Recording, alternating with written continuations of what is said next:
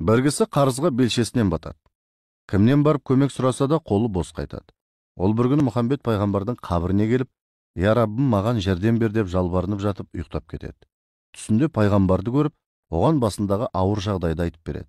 Сонда пайғамбар: «Орныңнан тұр да қаланың ортасындағы зәулім үйге бар. Үйде бір бай тұрады.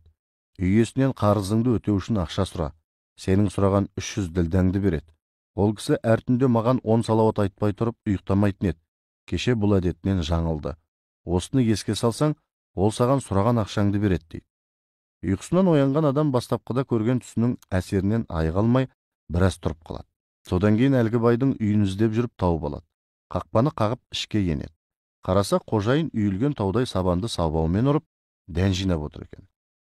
Оны көргенде пақырдың көкірегінде мұндай сараң адам маған сонша ақшаны бере алар ма, әлде қателесіп келдім бе деген күдік ұялайды.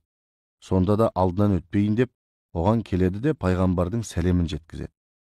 Сол-ақ екен, әлгі байдың жүзінен шұғыла тарап, нұрланып сала береді. Шат көңілмен: «Пайғамбар не деді?» деп тағы сұрайды. Кедей алдыңғы айтқанын қаз қалпында қайталайды. Осылайша ол 3 қайтара сұрайды. Қайталап сұрай бергеннен кейін міскін мүлдем күдер үзіп: «Сен менімен ойнап тұрсың ба?» деп ашуланып есікке қарай беттейді. Бірақ бай оның алдын кес-кестеп: «Мен сенің аузыңнан мүбәрак пайғамбардың сәлемін естіп жүрегімдегі сағынышым басылды. Оған деген ізет құрметім одан сайын күшейді. Сондықтан құштарлығым артып 3 рет қайталап сұрадым. Әбден тыңдап көңілімнің шөлі қанды. Сен пайғамбардың сәлемін 3 рет жеткізгенің үшін мен саған 300 емес 900 ділдә беремін. Қалғанын игілігіңе жарат» деп, оның қоржынына атаған ақшасын салып берді.